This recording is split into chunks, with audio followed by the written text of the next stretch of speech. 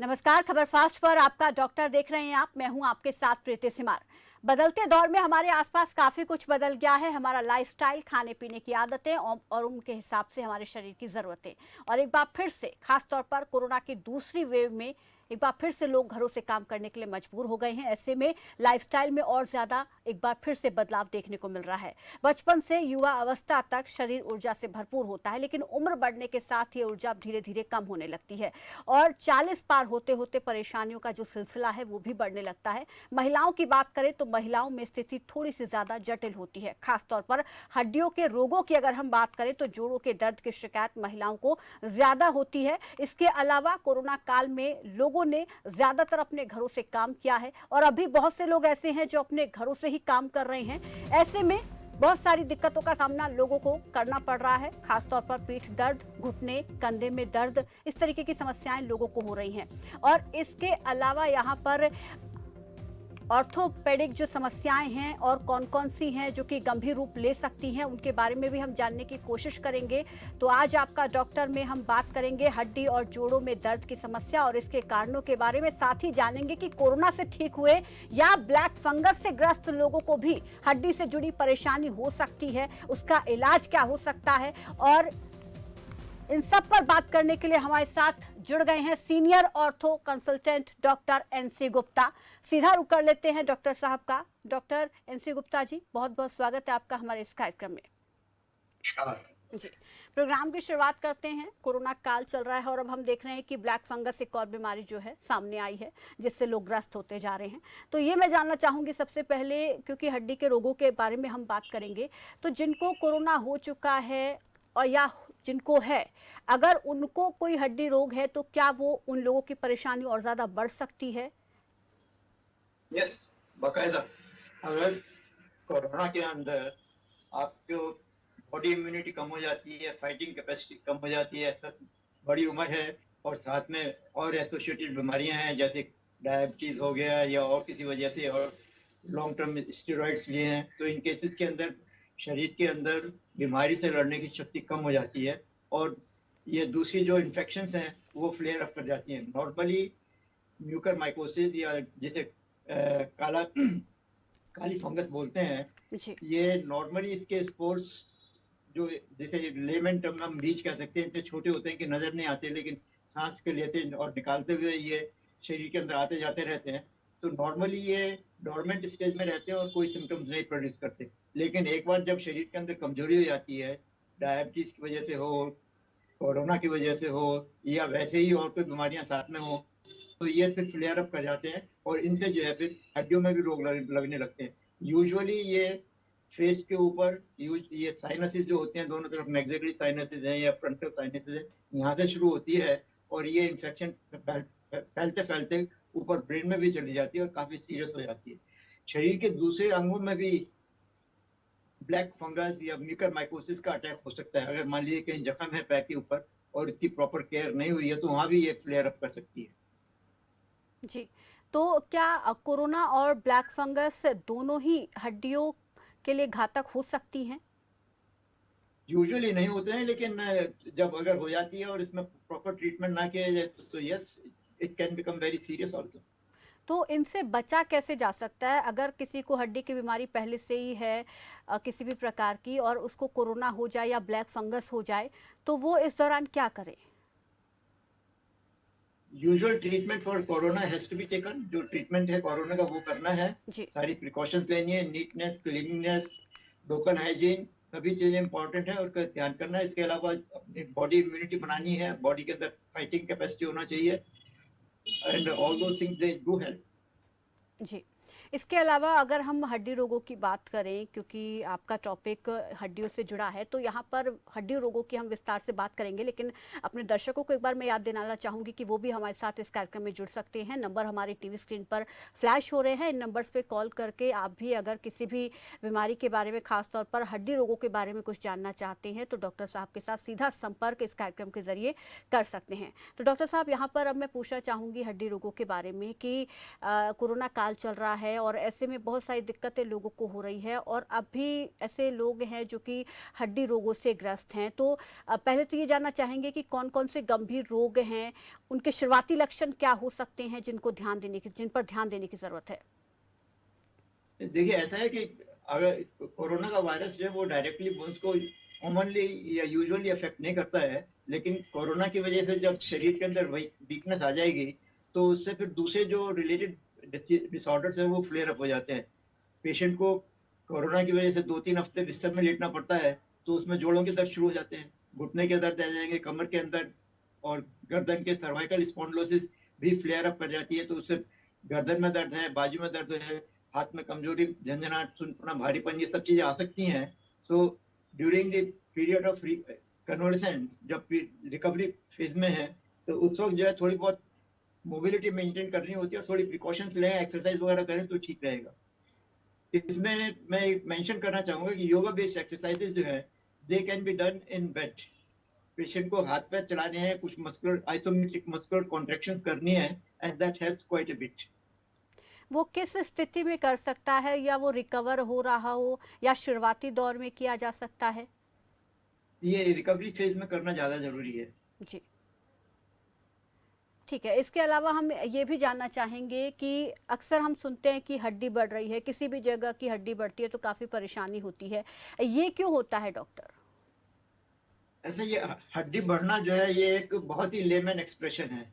Normally क्या होता है कि जैसे जैसे एज बढ़ती है, तो there is a calcification of the ligaments around the joint. Joint के चारों तरफ जो दो हड्डियों को एक पोजीशन में रखते हैं, अपनी प्रॉपर पोजीशन में रखते हैं, तो वो they are the ligaments. Ligaments जो हैं, हिंदी में अगर इसको ट्रांसलेट करें तो ये ऐसे हैं जैसे दरवाजे के कब्जे। इसके कब्जे की वजह से हम दरवाजे को एक उंगली से अपने डायरेक्शन में घुमा सकते हैं, लेकिन अगर उसको उठाना चाहें या कुछ और एक्टिविटी करना चाहें तो वो पॉसिबल नहीं है। तो ऐसे ही ये लिगामेंट्स जो हैं, they are the hinges of a joint. For example, घुटने के ऊपर जो हिंजेस लगे हुए हैं, लिगामेंट्स लगे हुए हैं, ये जॉइंट की फ्लेक्शन और एक्सटेंशन अलाउ करते हैं, कोई रोटेशन या side to side movement allow नहीं करते हैं। लेकिन जैसे जैसे एज बढ़ती है, तो ये लिगामेंट्स दे गेट कैल्सिफाइड, और इनको जब हम एक्सरे में देखते हैं तो ऐसा लगता है जैसे थोड़ी चोंच सी बन गई है, बीकिंग बोलते हैं, और इसी को लेमन टर्म्स के अंदर कहते हैं हड्डी बढ़ गई है। So ji, actually it is not the growth of bones, it's just the calcification of the ligaments. Ji, When the ligaments are formed, तो उसमें साथ साथ जो है कमजोरी भी आनी शुरू हो जाती है मसल्स के अंदर। जब मसल्स में कमजोरी आती है तो फिर दर्द शुरू हो जाता है, और पेशेंट को फिर दूसरे सिम्टम्स इसकी वजह से आने लगते हैं। जब कोई पेशेंट चलेगा नहीं, बैठे ही रहेगा, या कुछ एक्टिविटी कम हो जाएगी, तो उसके साथ में एसोसिएटेड लाइफस्टाइल डिसऑर्डर्स भी आने शुरू हो जाते हैं। डायबिटीज में फ्लेयर अप, या और दूसरी जो बीमारियां हैं, सांस की बीमारी या और दूसरी चीजें हो सकती हैं जो बैठे रहने की वजह से हो, तो one has to keep active and keep doing exercise. Breathing exercises during the phase of corona are very important. If your respiratory system is in perfect shape, then it is unlikely that you will get any attack of corona. और अगर आपको corona हो भी जाता है तो आप बड़ी जल्दी रिकवर कर जाएंगे, because corona mainly or only affects the respiratory system to begin with. So respiratory exercises have a very definite role in the prevention and cure of corona disease. बिल्कुल। यहाँ This पर becomes all the more जी, important in the present day when there is a pandemic of corona. जी। Doctor साहब, यहाँ पर एक दर्शक हमारे साथ जुड़ गए हैं, जालंधर से जगदीप। जगदीप जी, स्वागत है आपका। पूछिए, क्या पूछना चाहते हैं? नमस्ते मैम। नमस्ते सर। सर नमस्कार। मेरे दादाजी हैं, उनकी उम्र 70 से ऊपर है। उनके ना घुटनों में दर्द होता है हाँ, और पीठ में भी दर्द रहता है उनके। हाँ। तो उनको क्या करूँ सर, उनका थोड़ा सा दर्द कम हो जाए? तो शुगर वगैरह तो नहीं है? नहीं सर, शुगर वगैरह नहीं है। Blood pressure? नहीं सर, ऐसी जांच नहीं करवाई हमने। तो ऐसा थोड़ी बहुत फिजिकल एक्टिविटी उनके लिए बहुत जरूरी है। मेरा एक वीडियो है इसके अंदर, यूट्यूब के ऊपर मेरी चैनल है डॉक्टर एनसी गुप्ता, उसके अंदर एक वीडियो है मी एंड माई योगा। तो ये 10-11 मिनट का वीडियो है, इसके अंदर मैंने सारी एक्सरसाइजेस खुद करके दिखाई हैं, and I find that they are very useful. Patient के लिए बहुत उम्दा है और बहुत फायदा करती हैं। इसमें बिस्तर में बैठ करके या लेट करके एक्सरसाइज करनी है, कोई गिरने का डर भी नहीं है, कोई कपड़े चेंज करने की भी जरूरत नहीं है। You don't have to put on shoes also. घर से भी बाहर जाने की जरूरत नहीं, बिस्तर में लेटे लेटे बैठे हुए आप सारी एक्सरसाइज कर लेते हैं। और ये मेरे बहुत मरीजों को इन्होंने हेल्प किया है। और आप भी उस वीडियो को देख करके उसको करिएगा। They are really good exercise, they are all yoga based exercise and they are very effective. शुक्रिया जगदीप फ़ोन करने के लिए। तो डॉक्टर साहब, यहाँ पर मैंने जो बढ़ी हुई हड्डी की बात आपसे कही थी, आपने बताया भी इसके बारे में बहुत अच्छे से। ये भी हम जानना चाहेंगे कि इसको रोका कैसे जा सकता है, इसकी नौबती ना आए उसके लिए क्या किया जाए? Ageing we can not stop. जो घड़ी है उसको तो हम नहीं रोक सकते, टाइम तो निकलता ही जाएगा। जी और ऐसे ही जो एज भी जैसे 50 साल की आ जाए तो 5 साल बाद वो 55 की होगी, हम उसको 45 नहीं कर सकते। जी। तो age is a process that we can not stop. नहीं, लेकिन हम लेकिन कोई इस एज के प्रोसेस साथ साथ जो है, जी, एज प्रिकॉशंस के के साथ तौर साथ पर जो हम चीज अगर बॉडी में आती है देखें। वो भी आएंगे ही। जी लेकिन अगर हम फिजिकली एक्टिव हैं एंड मेंटली अलर्ट रहते हैं और हमारा मन हम अपना किसी को अपने आप को किसी ना किसी व्यवसाय के अंदर या किसी भी एक्टिविटी के अंदर इन्वॉल्व करते हैं, तो वो फिर महसूस नहीं होता है। और उससे जो है फिर इन जोड़ों के अंदर भी तकलीफ नहीं होती है। We have to keep our thinking also right, plus keep ourselves physically active. जी। क्या शारीरिक तौर पर हमको जी स्वस्थ और एक्टिव रहना है। जी, क्या मोटापा भी हड्डी से जुड़े रोगों का कारण हो सकता है? ओह यस, मोटापा जो है हड्डी के की जोड़ों की तकलीफ की वजह से मोटापा हो सकता है। क्योंकि अगर आप बैठे रहेंगे, हड्डी में तकलीफ है, जोड़ों में दर्द है, तो चलने फिरने में तकलीफ होती है, आप बैठे रहेंगे तो मोटापा बढ़ जाता है। और दूसरी तरह से कि आप मोटे हैं, उससे चलने फिरने में आपको दिक्कत है, आप नहीं चलेंगे फिरेंगे तो जोड़ों में फिर दर्द शुरू हो जाएगा। तो मोटापा तो दोनों तरफ से शरीर को मार करता है। So we have to avoid being obese, fatness से, मोटापे से बचना है। इसके लिए हमें थोड़ी डाइटिंग की जरूरत पड़ सकती है। इसके अंदर एक्सरसाइज करने की भी जरूरत हो सकती है। Breathing exercises help a great deal in this also. तो ब्रीदिंग एक्सरसाइज भी करिएगा और दूसरी एक्सरसाइजेज जो है वो करिए। Keep active and keep yourself busy somewhere और द अदर। हर जगह पर थोड़ा बहुत अपना काम करके अपने आप को बिजी रखिएगा। खाली माइंड जो है शरारत का घर है, लेकिन साथ में जब वो शरीर को भी नुकसान पहुंचाता है। जी, एक और दर्शक दिल्ली से संदीप हमारे साथ जुड़ गए हैं। संदीप जी, स्वागत है आपका हमारे इस कार्यक्रम में। पूछिए, क्या पूछना चाहते हैं? सर, मेरी मम्मी के ना बैक में एक बार मेरी मम्मी गिर गई थी, तो उन बैक में हड्डी में थोड़ी प्रॉब्लम रहती है, दर्द रहता है। कितनी उम्र है उनकी? उनकी है 65 साल की है, 65। 65 साल की उम्र। शरीर भारी तो नहीं है? शरीर भारी है, हाँ जी। और शुगर वगैरह तो नहीं है? शुगर, ब्लड प्रेशर या और उनको कोई कोई तकलीफ? नहीं, और कुछ नहीं है। वो एक बार उनके गिर गए थे वो, तो उसमें कोई फ्रैक्चर आया था? फ्रैक्चर आया था, फिर उन्होंने मतलब उनका ट्रीटमेंट भी चला था, लेकिन अब उनके ना दर्द रहता है। की बात है, कब गिर गई थी वो?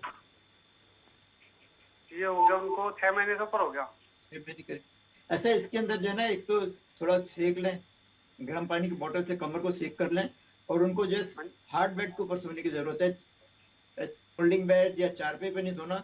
लकड़ी का पलंग है, उस पर गद्दा डाल लें, नहीं तो फर्श के ऊपर अपना गद्दा डाल लें, तो वो उनके लिए बहुत अच्छा रहेगा। और साथ में फिर जो कुछ एक्सरसाइजेज हैं, जैसे सीधा लेट जाएं, पैर मोड़ें और फिर कमर को ऊपर उठाएं। ये एक्सरसाइज भी मेरे उस वीडियो में है। इसका एक्सरसाइज का नंबर शायद 18 का है। It is 18 number exercise. It is very good for back एक। आप वो वीडियो देख लीजिएगा, मी एंड माई योगा। ठीक है। और उस वैसी एक्सरसाइज करें तो आई एम श्योर उससे कुछ जरूर फायदा होगा। साथ में मल्टीविटामिन टैबलेट लेनी है, विटामिन डी, कैल्शियम वगैरह लेना है। और अगर जरूरत पड़ता है तो कुछ पैरासीटामोल वगैरह ले लें, that will take care of pain and make it comfortable. जी संदीप, और कोई सवाल? शुक्रिया हमें फ़ोन करने के लिए। तो डॉक्टर साहब, यहाँ पर जिस तरीके से हम बात कर रहे हैं जोड़ों के दर्द की, पीठ में दर्द की भी समस्या बहुत ज़्यादा लोगों में देखी जाती है, और जिस तरीके से अब लोग घरों से भी काम कर रहे हैं इस दौर में, तो ऐसे में वहाँ पर प्रॉपर सीट ना होने की वजह से, प्रॉपर पोजीशन ना होने की वजह से ये दिक्कत और ज़्यादा बढ़ रही है। तो ऐसे में क्या यहाँ पर प्रिकॉशंस लेने चाहिए, और दर्द को कम करने के लिए हमें किस तरीके की अपनी डाइट रखनी चाहिए, अपने आप को फिजिकली किस तरीके से हम फिट रख सकते हैं कि हमें ये सारी दिक्कतें हो ही ना? एक्चुअली कमर का दर्द, गर्दन का दर्द जो है, ये एक प्रॉब्लम है which is lifestyle problem and which is coming up because of computerisation. Physical activity कम होती जा रही है। लोग बाग, बच्चे भी, बड़े भी और बूढ़े भी, सब जने कंप्यूटर पर बैठ करके घंटों तक एक ही पोज में बैठ करके काम करते रहते हैं। फिजिकल एक्टिविटी कुछ नहीं करते, उससे जो है ये प्रॉब्लम काफी आ रही है। अगर थोड़ी बहुत एक्सरसाइजेज डेली करते रहेंगे, it could be morning walk, it could be some yoga based exercises, breathing exercises, तो ये प्रॉब्लम्स कम हो जाएंगी।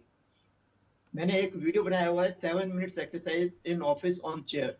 ये एक्सरसाइज आप शाम को जब 3-4 बजे थोड़ी एनर्जी कम होती है, उस वक्त 5 मिनट लगा के एक्सरसाइज कर लीजिएगा, you will feel much better and this type of problems will not come. We must be careful, हमको इस चीज का प्रिकॉशन करना है, ध्यान रखना है कि शरीर का वजन ना बढ़े। और कोई एसोसिएटेड प्रॉब्लम हो, जैसे शुगर है, ब्लड प्रेशर है, और कोई बीमारी है, मेंटल टेंशन वगैरह है, उनसे हम दूर रहें।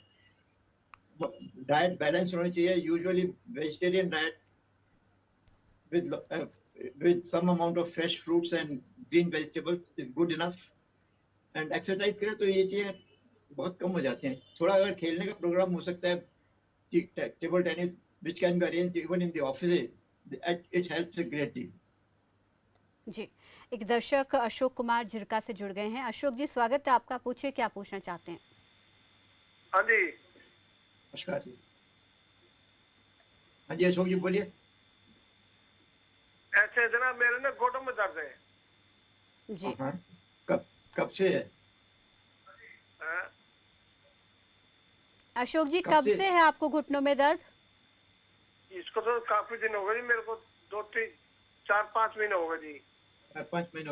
उम्र कितनी है आपकी? हाँ, और उम्र मेरी 67 साल है जी। कितनी? 66। 66 56 years। हाँ जी। हाँ, और कुछ तकलीफ नहीं है? शुगर ब्लड प्रेशर वगैरह तो नहीं है कुछ? 66 की उम्र है जी। मैं यहाँ पर जो है ना सरकारी अस्पताल में दवाई लेता रहा हूँ। और कोई दिक्कत है आपको, शुगर की, बीपी की? ना ना, शुगर और बीपी नहीं है मेरे को, कुछ नहीं। ये दर्द ज्यादा है हाँ। जी, बिल्कुल चलना फिरना बिल्कुल बंद हो पड़ा जी। क्या काम करते हैं आप? मैं चल नहीं सकता जी बिल्कुल भी। क्या काम करते हैं नहीं, अशोक जी आप? काम क्या करते हैं? मैं अब तो घर में हो जो 18 निकम्मा हुआ है। ऐसा है कि इसमें एक थोड़ी जांच पड़ताल करने की आवश्यकता है, देखना है कि क्या मर्ज क्या है, क्योंकि एक्सरे वगैरह करके मालूम पड़ जाएगा कि अंदर किस टाइप की बीमारी है। यूजुअली इनएक्टिविटी की वजह से ऐसे दर्द हो जाते हैं। अब खासतौर से ये क्वारंटाइन या जो लॉकडाउन लगा हुआ है, उसकी वजह से चलना फिरना बहुत कम हो गया, मजबूरी है, और उसकी वजह से ये कमजोरी की बीमारी जो है वो जोर पकड़ जाती है। हम ज्यादा देर तक बैठे रहते हैं, बैठना पड़ता है, तो उससे फिर मस्कुलर एक्टिविटी नहीं होती है, तो बीमारियां जो है कमजोर, जो जिस मांसपेशियों की कमजोरी की बीमारी जो है वो जोर पकड़ जाती है और तकलीफ। आप थोड़ी योगा बेस्ड एक्सरसाइज करिएगा, बिस्तर में लेट करके एक पैर को धीरे धीरे धीरे आप 10 सेकंड में ऊपर ले जाइएगा, ऐसे ऐसे, और उसको 20 सेकंड में नीचे लाइएगा। ऐसे ही दूसरे पैर को उठाना है धीरे धीरे करके। ये आप 10 बार सुबह, 10 बार दोपहर और 10 बार शाम को 3 बार करिएगा। आई एम श्योर इससे आपको कुछ ना कुछ फायदा जरूर होगा। तो इसकी क्या कोई दवाई लेनी पड़ेगी या क्या लेना पड़ेगा इसका? नहीं, मेन चीज इसमें एक्सरसाइज का है, और दवाई तो थोड़ा विटामिन ले लीजिए, कैल्शियम विटामिन और विटामिन डी का टैबलेट लीजिएगा, और थोड़ा पैरासीटामोल वगैरह लेना पड़ सकता है दर्द के लिए। इसमें थोड़ी अगर तकलीफ ज्यादा है तो इसकी एक्सरसाइज, इसकी कुछ जांच पड़ताल करनी पड़ेगी। जी, शुक्रिया अशोक को फ़ोन करने के लिए। तो यहाँ पर हम ऑर्थराइटिस भी काफ़ी आम समस्या हो गई है, और इसके बारे में भी हम जानना चाहेंगे कि क्योंकि अलग अलग टाइप का होता है, तो उसमें क्या कुछ अलग अलग तरीके से इसके ट्रीटमेंट होते होंगे, उसके बारे में भी जानना चाहेंगे। ऐसा आर्थराइटिस कई तरीके की होती है। एक जो सबसे कॉमन आर्थराइटिस है, दैट इज एज रिलेटेड, इसको ऑस्टियोआर्थराइटिस बोलते हैं जी। इसके अंदर ये ही कॉमन मैन की टर्म है, जिसमें कि हम कहते हैं हड्डी बढ़ गई है और उसकी वजह से दर्द हो रहा है। ये हड्डियां का बढ़ने का प्रोसेस तो कैल्सिफिकेशन ऑफ द लिगामेंट्स है, लेकिन इसके साथ साथ जो associated weakness of the muscles होती है, उसकी वजह से सिम्टम्स आते हैं। अगर हम अपने मसल्स को एक्सरसाइज करके मजबूत बनाते हैं तो ये दर्द फिर कम होना शुरू हो जाता है। दूसरी बीमारियां जो आर्थराइटिस की होती हैं, जैसे रूमेटॉइड आर्थराइटिस है, गठिया है, तो उसके अंदर जो है फिर हमको जांच पड़ताल करने की बहुत ज्यादा जरूरत पड़ती है। कुछ दवाइयां भी होती हैं वो देनी पड़ती हैं, और साथ में ही उसमें फिर खून पेशाब के ऊपर या और दूसरी चीजों पर भी निगाह रखनी पड़ती है, क्योंकि ये दवाइयां टॉक्सिक होती हैं और ये ब्लड के ऊपर या बॉडी के अंदर दूसरे इल इफेक्ट्स भी प्रोड्यूस करती हैं। तो अगर किसी टाइम पर ऐसा लगता है कि कोई इल इफेक्ट आ रहा है, तो फिर दवाई रोकनी पड़ती है या पलटनी पड़ जाती है। तो दैट इज रूमेटॉइड आर्थराइटिस। उसके अलावा फिर जो है सेप्टिक आर्थराइटिस है, that is because of infection, or it could be tuberculosis, or it could be cancer. It depends on what is the nature of the illness and we treat it accordingly. जी, एक दर्शक और फतेहाबाद से हमारे साथ जुड़ गए हैं, कृष्ण कुमार। कृष्ण कुमार, स्वागत है आपका, पूछिए क्या पूछना चाहते हैं। नमस्कार डॉक्टर साहब। नमस्कार जी। सर मेरे कंधे में दर्द है। और कब से है ये 2-3 महीने से कंधे में जैसे जाम हो जाता है ना कंधा, हाँ। ना तो कोई चोट लगी है ना कुछ ऐसा ही। आपकी सर्दियों उम्र में कितनी देख है? के थोड़ा जाम हो गया। मैं एक्सरसाइज भी फुल कर रहा हूँ पूरी अपनी। आपकी उम्र कितनी है? आपकी उम्र कितनी है? 53। हाँ। शुगर तो नहीं है? शुगर नहीं है, वैसे मेरे को डाउट हुआ था थोड़ा शुगर का। मैंने HB1C का टेस्ट करवाया था। हाँ। उसमें यानी HB1C में शुगर आई थी 112। हाँ। और वो उसकी वैल्यू कितनी थी? 6 से ऊपर थी या 6 से नीचे थी? हाँ जी, 6 से ऊपर थी। HbA1c का वैल्यू जो है 6 से कम था या ज्यादा था? वो 6 से के करीब था। 6 के करीब तो ठीक है, फिर तो कोई खास बात नहीं है।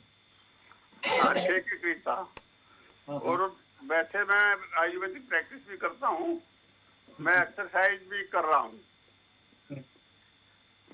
तो एक्सरसाइज में क्या कर रहे हैं आप? एक्सरसाइज ये जो कंधे की एक्सरसाइज होती है, जो हाँ जी, धीरे धीरे दीवार सारी के साथ हाथ लेके ऊपर जाना, नीचे करना, आगे पीछे ऊपर नीचे चारों तरफ घुमाना, हाँ चारों तरफ घुमाना, और दीवार के ऊपर हाथ को ले जाना, जितना ऊपर तक जाता है ले जाइएगा, दीवार नीचे के लाइएगा। सहारे से उसको हाथ को ऊपर लेके जाना, हाँ, फिर नीचे लेके हाँ। आना। हाँ। फिर कंधे को ऐसे भी करिएगा आप। ये एक्सरसाइज जो है ना, इसकी ऐसे भी करनी है, 20 बार करिएगा, 20 बार ऐसे उल्टा भी करिएगा, कोहनी को टच करना होता है। हाँ, फिर एक जो सुदर्शन क्रिया होती है, ये योगा के अंदर है सुदर्शन क्रिया, तो वो भी करिए, उससे भी फायदा होता है। आप भी जो वो वीडियो देखिएगा, मी एंड माई योगा, उसके अंदर मैंने सारी एक्सरसाइज दिखाई हुई है। ये तो आप वो देख करके करिएगा। They are wonderful exercises, they are all yoga based exercise. Yoga के ऊपर डिपेंड करती हैं वो, और बहुत अच्छी एक्सरसाइज है और बहुत फायदा होता है। बहुत से मरीजों को फायदा हुआ है उससे। जी, शुक्रिया कृष्ण कुमार फ़ोन करने के लिए। तो यहाँ पर ऑर्थराइटिस की हम बात कर रहे थे, लेकिन ये भी हम जानना चाहेंगे कि जब ऑर्थराइटिस हो तो शरीर में क्या कुछ बदलाव होते हैं, इसके होने से क्या कुछ बदलाव होते हैं हमारी बॉडी में, ये भी जानना चाहेंगे। ये कंधे की आर्थराइटिस जो है ना, ये एक्चुअली कंधा जाम होना शुरू हो जाता है 40 साल की उम्र के बाद। कभी थोड़ी भी अगर चोट लग जाती है, या थोड़ा कोई मसल्स खिंच गए, या कोई चोट लग गई, इसको ब्लंट इंजरी, तो उससे ये जाम होने का प्रोसेस शुरू हो जाता है।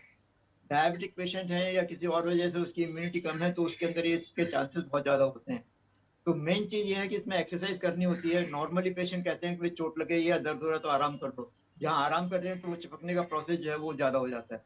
तो ये एक ऐसी बीमारी है, इसमें दर्द के बावजूद भी हमको एक्सरसाइज करनी जरूरी होती है, और ये ऑलमोस्ट टाइम बाउंड होती है। थोड़े दिनों बाद ये अपने आप ठीक भी हो जाती है।